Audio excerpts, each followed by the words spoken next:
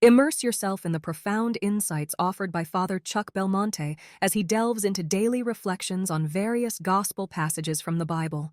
March 30th, Sunday. Does sin separate me from God? We have been constituted children of God.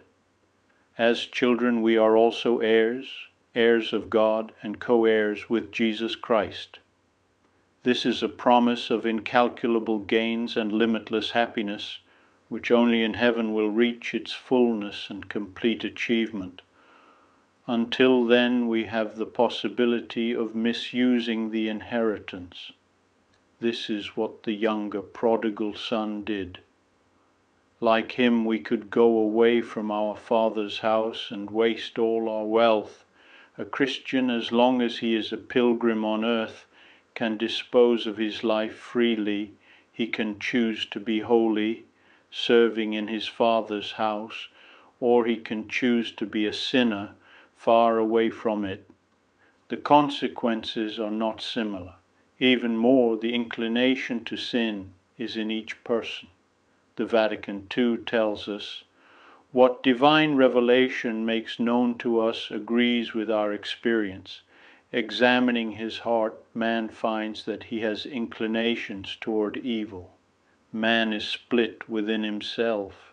As a result, all of human life, whether individual or collective, shows itself to be a dramatic struggle between good and evil, between light and darkness.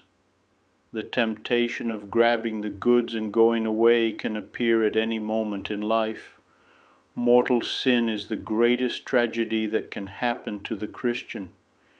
It is so grievous, this evil, that all mortal sins, even those of thought, turn men into sons of wrath and enemies of God.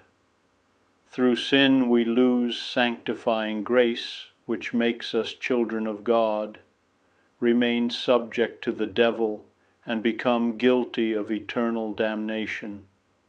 Don't forget, my son, that for you on earth there is but one evil which you must fear and avoid with the grace of God, sin. And that day, when that young man went away from home, he considered himself very lucky, away from the limitations of his father. Soon he began to suffer want. Outside God, man becomes a lonely and hungry being. He sinned to obtain a certain material pleasure. That pleasure was over and done, and sin remained. Joy vanished, and the chain remained.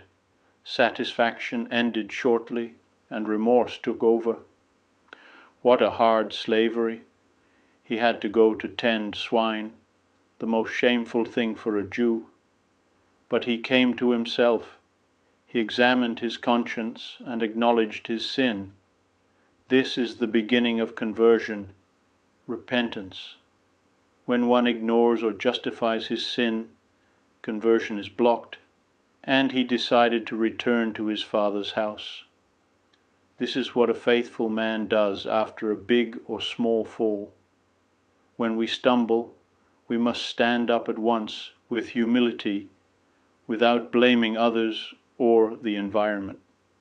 How close to God is the man who confesses his sin? Yes, God does not spurn a contrite heart. A humble person feels the need to ask God for pardon many times a day. God is waiting for us, like the father in the parable, with open arms, even though we don't deserve it. It doesn't matter how great our debt is. Just like the prodigal son, all we have to do is open our heart to long for our Father's house, to wonder at and rejoice in the gift that God makes us, that of being his children, even though our response to him has been so poor. I would be delighted to extend an invitation to you once again tomorrow for another insightful reflection on the gospel by Father Belmonte.